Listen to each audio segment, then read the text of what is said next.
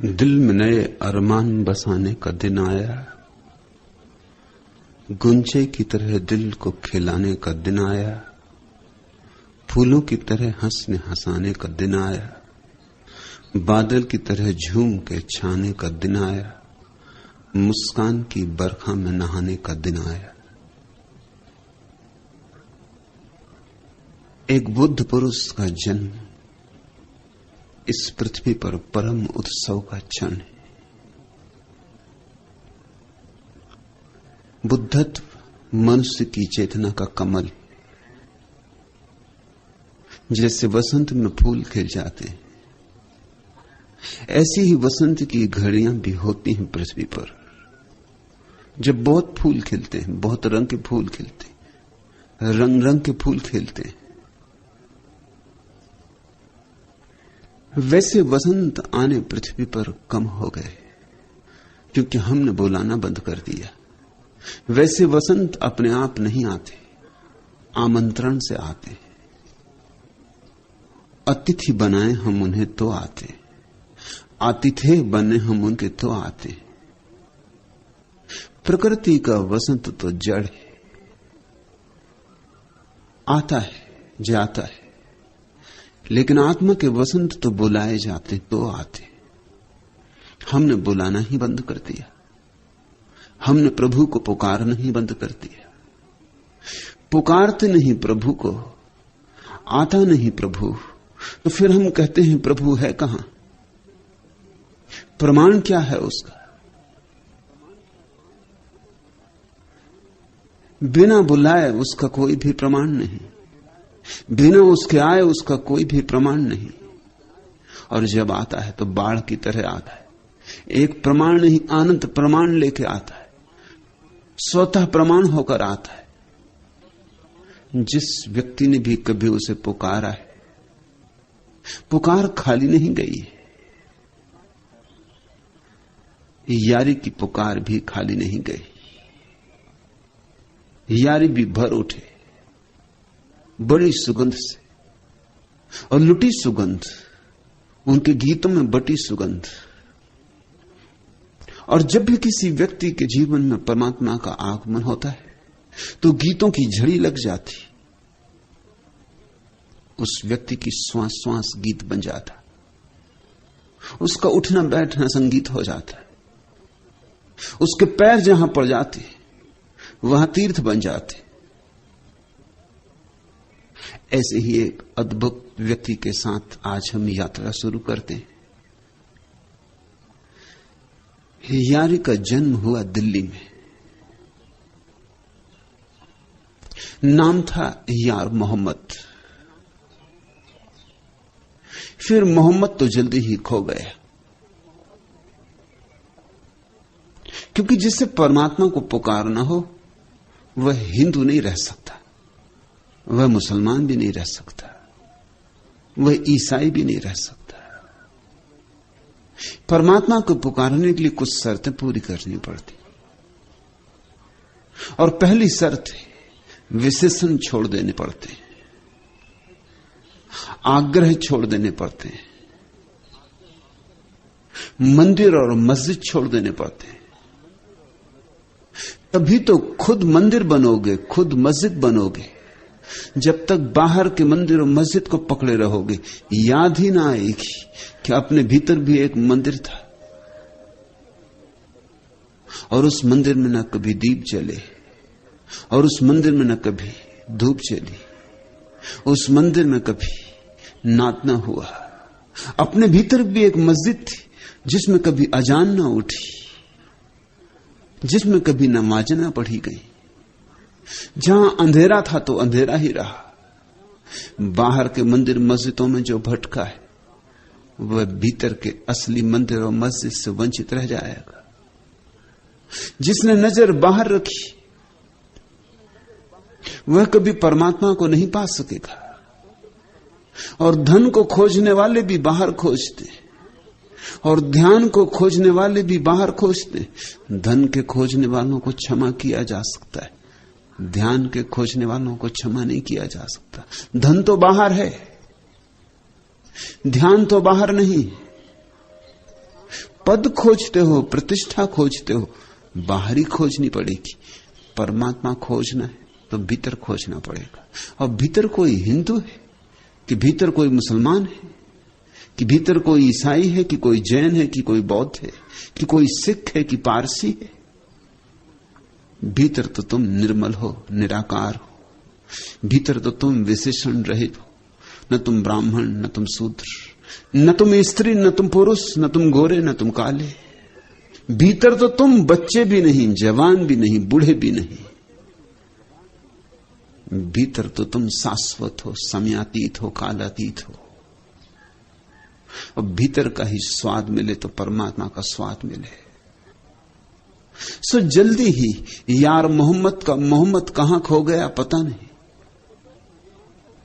अब तो लोग अनुमान लगाते हैं कि यार मोहम्मद नाम रहा होगा। यह अनुमान है, ऐतिहासिक कोई प्रमाण नहीं। ऐसा ही होता है। ये तो बाहर के रंग है। ये तो एक उसकी वर्षा का झोंका आया कि ये रंग बह जाएंगे। शिष्य थे वीरू फकीर के। वीरू मुसलमान नहीं, वीरू तो जन्मे थे हिंदू घर में। लेकिन जब कोई ज्योति जलती है तो सब तरह के दीवाने चले आते, भांति भांति के परवाने चले आते। उस मदमस्ती में कौन देखता है कौन हिंदू कौन मुसलमान। वीरू खुद एक मुसलमान फकीर स्त्री के शिष्य थे, बावरी साहिबा के। संतों का जगत कुछ और ही है। वहां बाहर के भेदों का कोई मूल्य नहीं। यह स्त्री बावरी साहिबा भी बड़ी अद्भुत स्त्री थी। स्त्रियां तो थोड़ी ही हुई हैं जो अंगुलियों पर गिनी जा सके, उनमें बावरी भी एक है। उसका तो नाम भी पता नहीं। ऐसी पागल हुई प्रभु के प्रेम में कि बस इतनी ही याद रह गई कि बावरी थी, कि दीवानी थी, कि पागल थी। बावरी थी मुसलमान, संस्कारगत, जन्मगत। शिष्य थे वीरू, जन्मगत संस्कारगत हिंदू। प्रशिष्य थे यारी साहब, फिर मुसलमान। ऐसे यारी में दो धाराओं का मिलन हुआ। ऐसे यारी में संगम हुआ। और यारी के वचनों में जगह जगह उस संगम की झलक मिलेगी। पहले मोहम्मद गया, फिर यार थे, यार से यारी हो गए।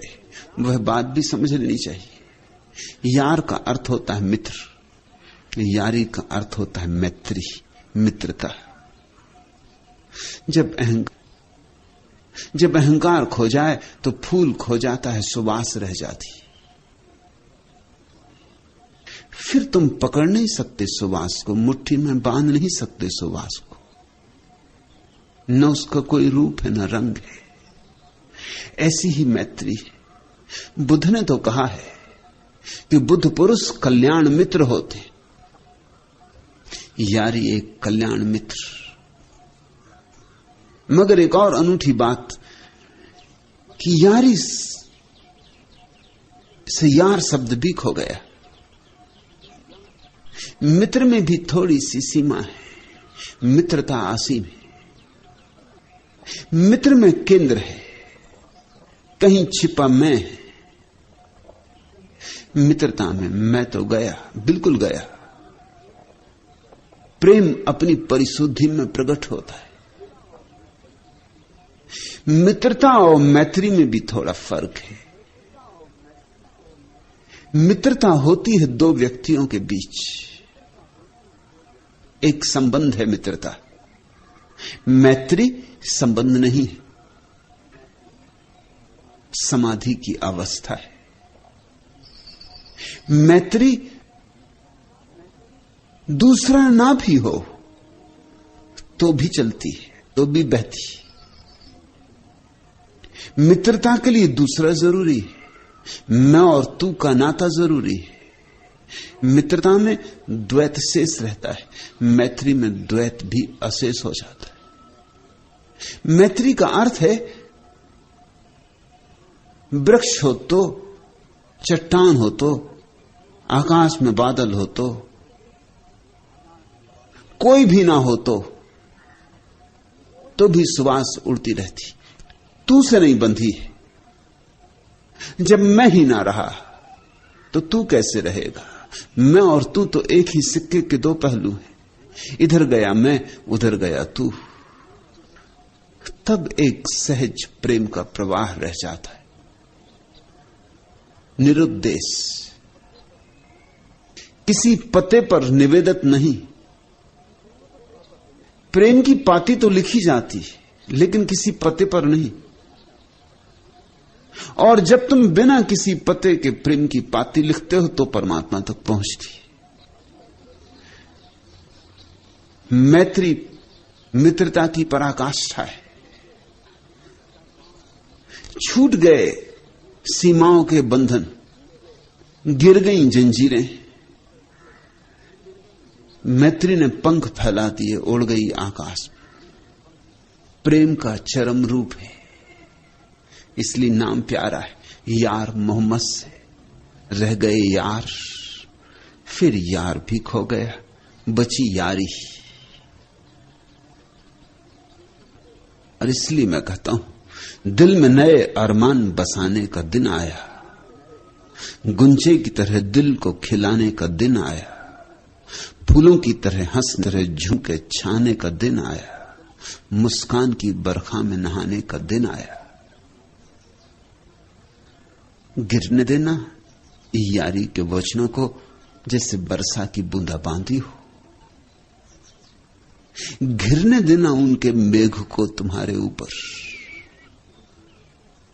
नहा लेना, यही वस्तुतः गंगा का स्नान है। संतों की वाणी बरस जाए तुम पर तो देह ही नहीं शुद्ध हो जाती, प्राणों के प्राणों तक भी शुद्धि पहुंच जाती। तन ही नहीं नहा लेता, मन ही नहीं नहा लेता, तन और मन के पीछे छिपा हुआ साक्षी भी सारी धूल झाड़ के उठ बैठता है। नींद टूट जाती है और तुम्हारे भीतर जो कल ही न मालूम कितने दिन से बेखिली पड़ी थी, खिल उठती। खिले हुए फूलों के संग साथ का यही तो अर्थ है।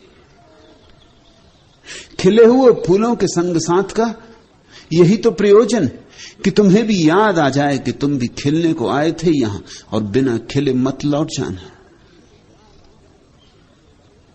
तुम्हें भी याद आ जाए कि खिलना तुम्हारी भी क्षमता है, तुम्हारा भी स्वभाव है। ऐसे करना यारी का सत्संग। सूत्र, विरहनी मंदिर दीना बार। हम सब विरह में हैं, हमें पता हो या ना पता हो।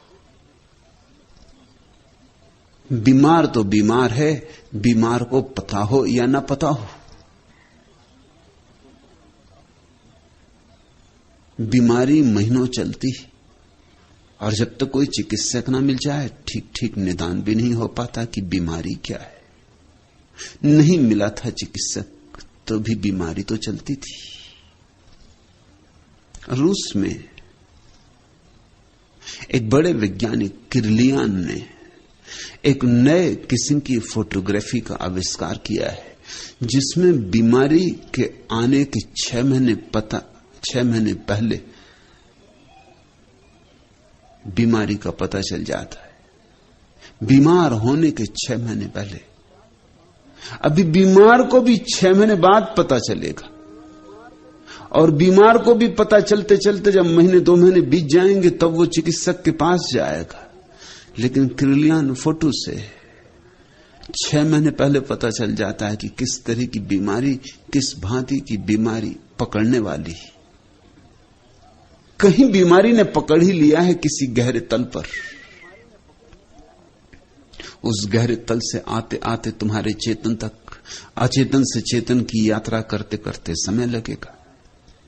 फिर कुछ दिन तो तुम टालोगे, कुछ दिन तो तुम मन समझा लोगे कि यूं ही होगा, कि सर्दी जुकाम है, कि सिर दर्द है, कि थकान है, कि काम ज्यादा है, कि कल रात ठीक से सो नहीं पाए।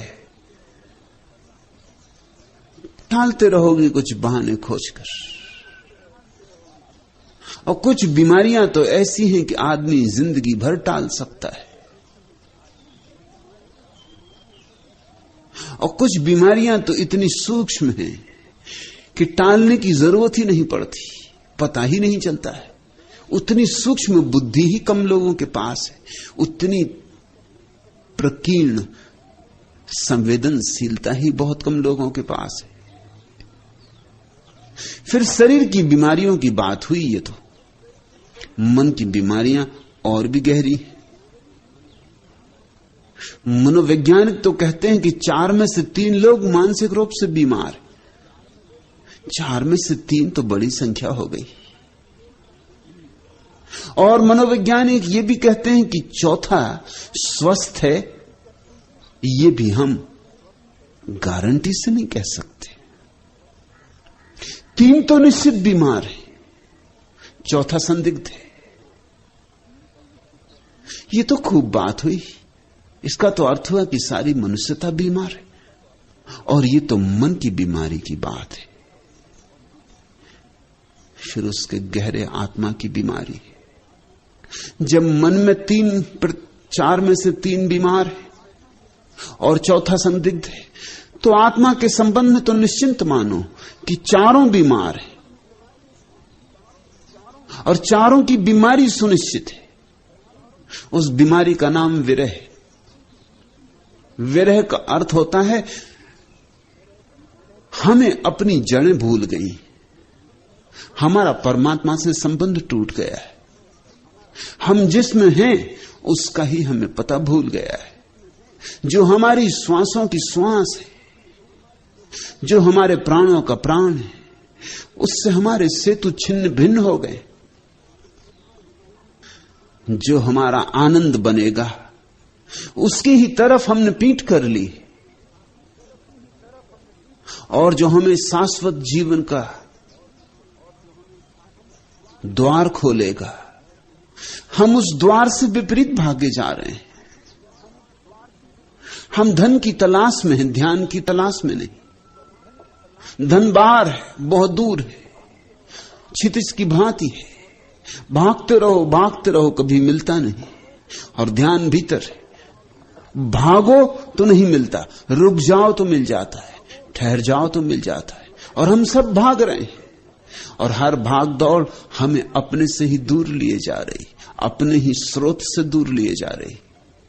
जैसे कोई वृक्ष भागने लगे, बस फिर दुर्दिन आए, क्योंकि जड़ें उखड़ जाएंगी, और जहां प्राणों के स्रोत थे, जहां जल स्रोत थे, जिस भूमि से भोजन मिलता था, उससे नाते छिन्न भिन्न हो जाएंगे।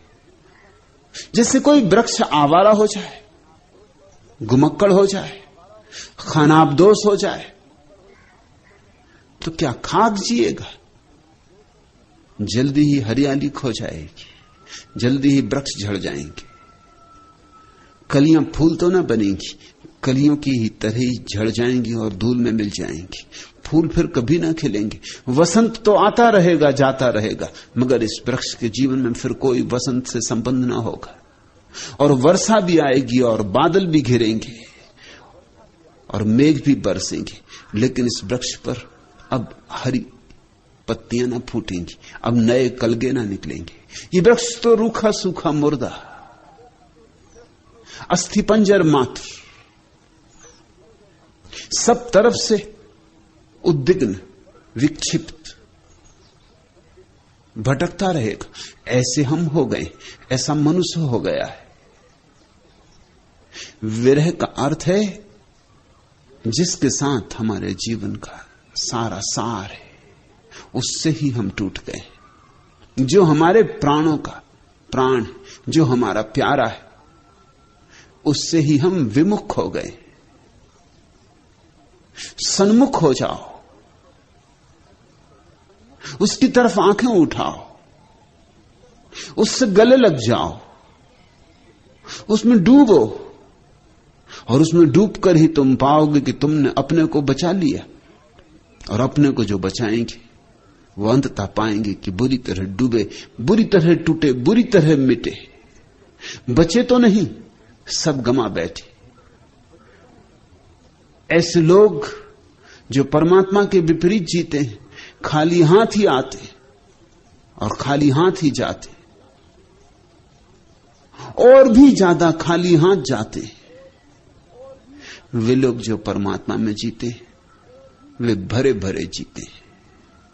उनकी जिंदगी में एक परितोष होगा, एक अपूर्व आनंद होगा, एक उत्सव होगा। उनसे गीत फूटेंगे, उनसे नृत्य उमगेंगे, उनके पैरों में घुंघर बंधेगी। पद घुंघरू बांध मेरा नाची रे। वे थोड़े से मत वाले लोग ही जीवन के रहस्य को पहचान पाते और जीवन के रस को पी पाते। और जीवन का रस अमृत है। जिसने पी लिया उसकी फिर कोई मृत्यु नहीं, और जो बिना पिए रह गया उसका कोई जीवन नहीं। झूठा ही जीता है वह, ऐसे ही ऊपर ऊपर जीता है वह। उसका जीवन नपुंसक है, उसमें कोई ऊर्जा नहीं। विरहनी मंदिर दीनाबार, ये तुमसे कहा है, ये सबसे कहा है, उन सबसे कहा है जो परमात्मा के विपरीत जी रहे और विरह में तड़फ रहे। समझ में भी नहीं आता कि विरह किस बात का है। ऐसा लगता तो है, आभास तो होता है कि कुछ खोया खोया है, कुछ जो होना था नहीं हुआ है। ऐसी कुछ कुछ झलक तो मिलती है, लेकिन बड़ी धुंधली धुंधली, आभास मात्र, अनुमान सा लगता है, अंधेरे में देखा हो जैसे, ऐसा प्रतीत होता है। और उसी आभास के कारण हम और भी तेजी से दौड़ने लगते हैं कि जरूर कुछ खोया है और पाना है, मगर जो खोया है वो भीतर खोया है और दौड़ते हम बाहर हैं। जितना दौड़ते हैं उतने ही दूर निकल जाते हैं उससे जिसे पाना है। इस दुनिया में जो बहुत सफल हो जाते हैं, ध्यान रखना, उनकी सफलता महंगी बात है, क्योंकि जितने वे सफल हो जाते हैं इस दुनिया में, धन पाने में, पद पाने में, प्रतिष्ठा पाने में, उतने ही असफल हो जाते हैं अपने अंतरलोक में। इधर धन के ढेर लग जाते, उधर भीतर दरिद्रता के ढेर लग जाते। इधर बाहर पद ऊंचे से ऊंचा होने लगता है, भीतर खाई गहरी से गहरी होने लगती। इधर बाहर प्रतिष्ठा मिलने लगती, सम्मान मिलने लगता है, भीतर दीनता कांटे की तरह चुभने लगती।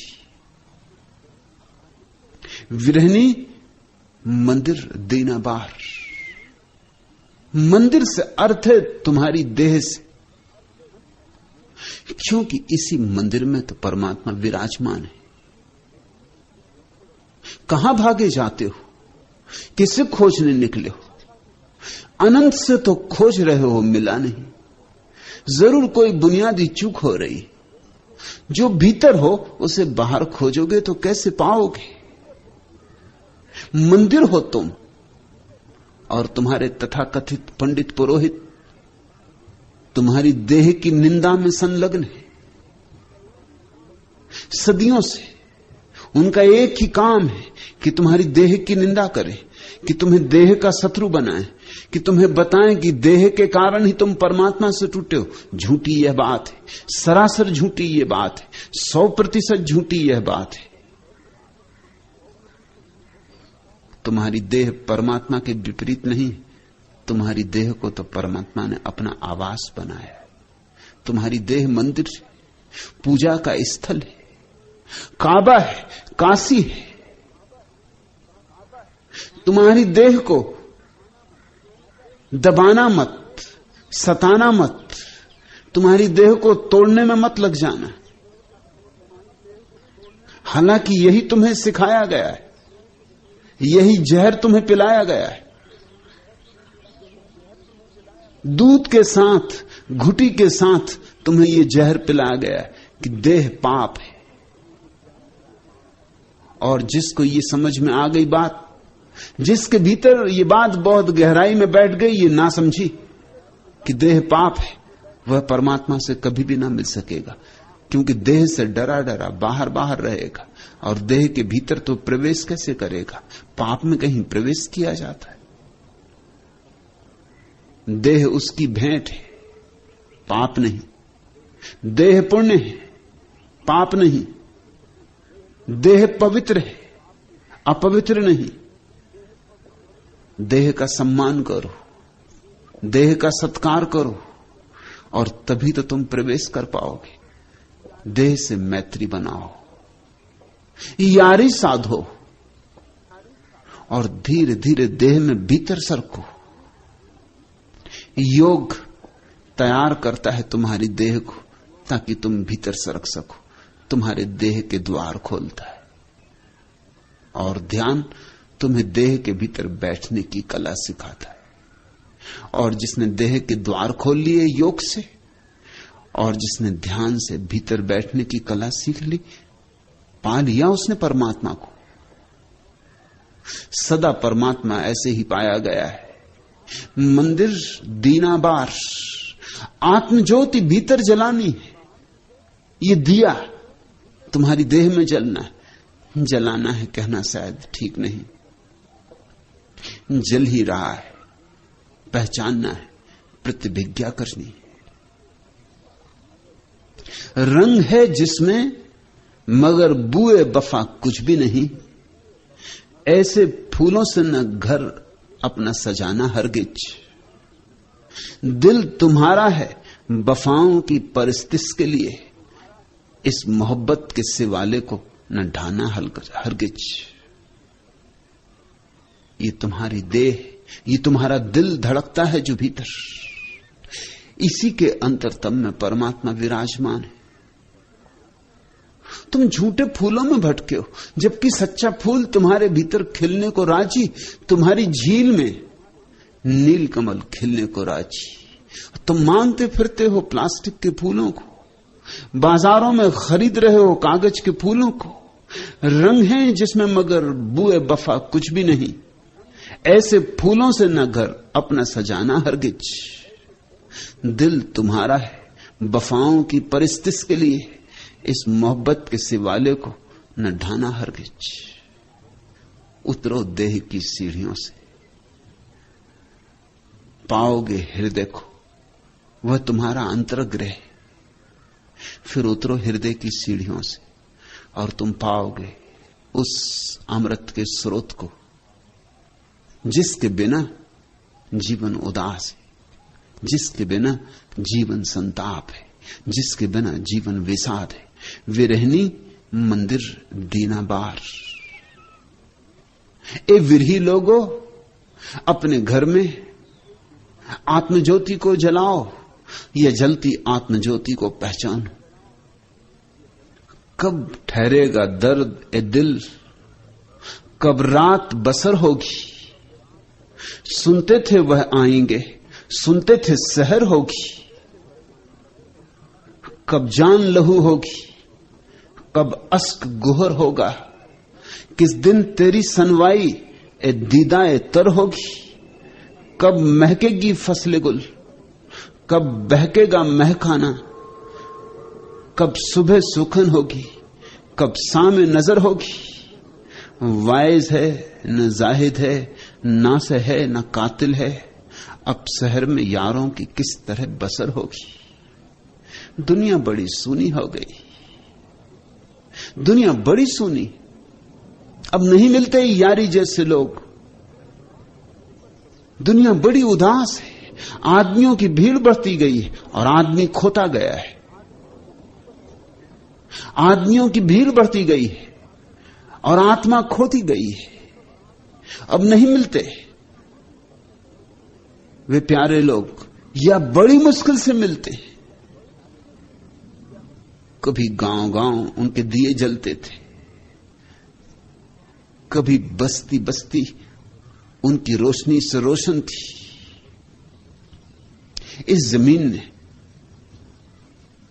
बड़े प्यारे फूल उगाए। क्यों ऐसा हो गया? अब प्यारे फूल क्यों नहीं उगते? झाड़ियां अब भी हैं, मगर गुलाब के फूलों के दर्शन नहीं होते। कहीं कोई बुनियादी चूक हमारे दृष्टिकोण में हो गई। हम ज्यादा से ज्यादा बहिर्मुखी हो गए और अब तो बहिर्मुखता की हद आ गई। अब तो इस हद के आगे गए तो मौत है, इस हद के आगे गए तो आदमी समाप्त है। अब तो लौट पड़ना होगा, अब तो फिर खोए खजाने खोजने होंगे। कब ठहरेगा दर्द ए दिल, कब रात बसर होगी। सुनते थे वह आएंगे, सुनते थे सहर होगी। सदियों सदियों तक लोगों ने परमात्मा की प्रतीक्षा में दिन और रातें बिताई थी। अब तो याद भी नहीं आती। अब तो परमात्मा हमारी जिंदगी का हिस्सा ही नहीं। अब तो हम परमात्मा शब्द का भी उपयोग करते हैं तो औपचारिक ढंग से करते हैं। अब उसमें अर्थ नहीं रह गया, क्योंकि अर्थ हम डालते ही नहीं, तो उसमें अर्थ आएगा कहां से? शब्दों में अर्थ नहीं होते, अर्थ तो जीवन से डालने होते। कब ठहरेगा दर्द दिल, कब रात बसर होगी, कब टूटेगी ये रात और दिल की ये बेचैनियां और दिल की ये दुख भरे क्षण कब समाप्त होंगे? सुनते थे वह आएंगे, सुनते थे सहर होगी। सुनते रहे हैं, सुनते रहे कि सुबह होगी, सुबह होगी, होती मालूम नहीं होती। अंधेरा सघन से सघन होता जाता है। कब जान लहू होगी, कब अश्क गुहर होगा, कब आएगा वो क्षण जब आंसू मोती बन जाते, सच आंसू मोती बन जाते। जो परमात्मा की राह पर रोता है उसके आंसू मोती बन जाते। आदमी की राह पर जो चलता है उसके तो मोती भी आंसुओं से बदतर है। यहां तो धन भी पालो तो निर्धनता ही हाथ लगती है। यहां तो मोती भी आज नहीं कल पता चलते हैं कि बस 2 कौड़ी के थे। मगर एक और राह भी है, कब जान लहू होगी, कब अश्क गुहर होगा। किस दिन तेरी सनवाई ए दीदा ए तर होगी, और कब तेरे दर्शन होंगे। उसके दर्शन होते ही तुम्हारी साधारण आंखें असाधारण दृष्टियों में बदल जाती, तुम्हारी साधारण देह दीप्त हो उठती, तुम्हारी देह फिर मिट्टी की नहीं रह जाती, आकाश की हो जाती। फिर जमीन की कशिश तुम्हें नीचे नहीं खींच पाती, फिर आकाश का प्रसाद तुम्हें ऊपर उठा लेता है। कब महकेगी फसलें गुल, कब आएगा वसंत, कब खिलेंगे फूल, कब उठेगी महक, कब महकेगी फसलें गुल, कब बहकेगा मैखाना, कब हम नाचेंगे दीवाने होकर। क्योंकि जो नहीं नाचा दीवाना होकर वह व्यर्थ ही आया और व्यर्थ ही गया। जब तक पृथ्वी मैखाना ना हो जाए, जब तक तुम्हारा जीवन मस्ती की एक लहर ना हो जाए, जब तक तुम्हारी श्वास श्वास में परमात्मा की शराब की सुगंध ना आने लगे, तब तक जानना कि व्यर्थ ही जिए हो। तब तक जानना कि भी यात्रा ने ठीक मोड़ नहीं लिया। कब महकेगी फसलें गुल, कब बहकेगा मैखाना, कब सुबह सुखन होगी, कब सामे नजर होगी, कब होगी वो प्यारी प्रभात जब सूरज उगेगा। कब आएगी वो सांझ विश्राम की, परम विश्राम की? वाइज है न जाहिद है, नासे है न कातिल है, अब शहर में यारों की किस तरह बसर होगी। अब तो यहां प्रेमियों का रहना मुश्किल हो गया, अब तो यहां भक्तों का जीना मुश्किल हो गया, अब तो यहां संतों की संभावना ही क्षीण होती चली जाती। यह हमने कैसी दुनिया बना ली, यह हमने आदमी को कैसी शक्ल दे दी। और परिणाम क्या है?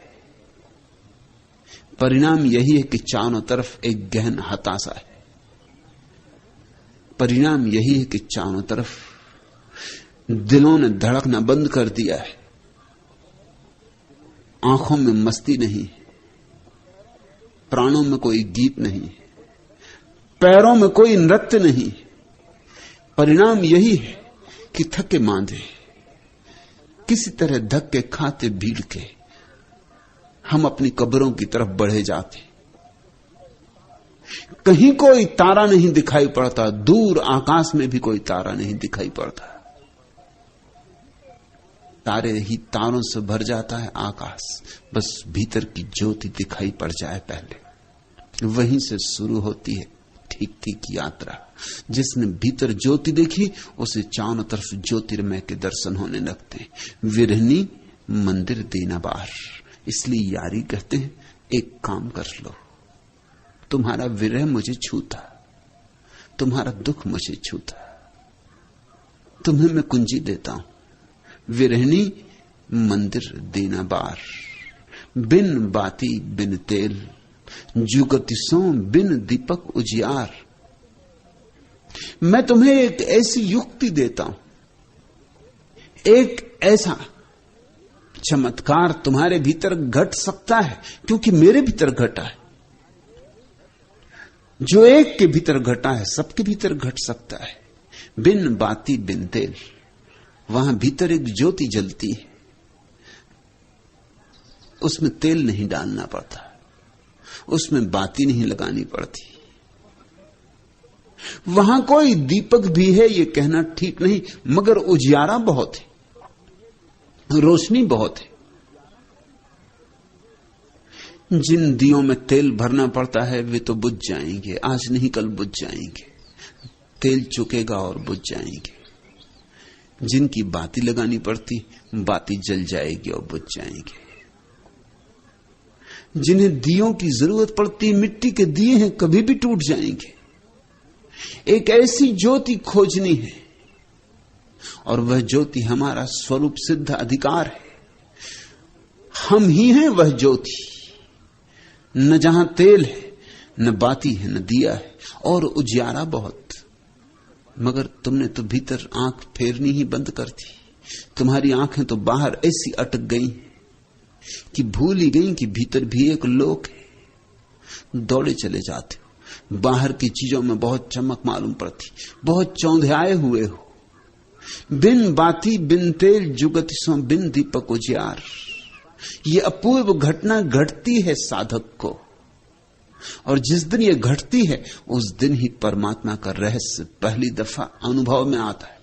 रहस्यों का रहस्य कि हमारे भीतर एक शाश्वत उजियाला है, जो जन्म के पहले भी था और मृत्यु के बाद भी रहेगा। और ऐसा उजियाला जिसका कोई कारण नहीं, जो अकारण है। चूंकि अकारण है इसलिए बुझाया नहीं जा सकता, चूंकि अकारण है इसलिए मौत भी उसे मिटा ना सकेगी। मिट्टी का दिया होता तो मौत मिटा देती। तुम देह नहीं हो, और अगर तेल भरा होता तो कभी न कभी चूक ही जाता। कितना ही तेल हो कभी न कभी चूक जाएगा। ये सूरज करोड़ों करोड़ों वर्षों से, अरबों वर्षों से रोशनी दे रहा है, मगर वैज्ञानिक कहते हैं ये भी चुक रहा है, इसका तेल भी चुका जा रहा है, इसका ईंधन भी चुका जा रहा है। घबरा मत जाना, जल्दी नहीं चुकने वाला है। कुछ वैज्ञानिक कहते हैं कम से कम 4000 साल और, मगर सूरज भी चुक जाएगा। सूरज कितना बड़ा दिया है, इस जमीन से 60,000 गुना बड़ा है। लेकिन उसकी रोशनी भी रोज रोज झरती जाती, रोज रोज कम होती जाती। कितने ही बड़े खजाने हों, एक न एक दिन चूक ही जाएंगे, देर अबेर। सिर्फ एक खजाना नहीं चुकता है, वह परमात्मा का है। सिर्फ एक ज्योति नहीं बुझती है, वह परमात्मा की। और जागो, तुम उस ज्योति के धनी हो, तुम उस ज्योति के मालिक हो।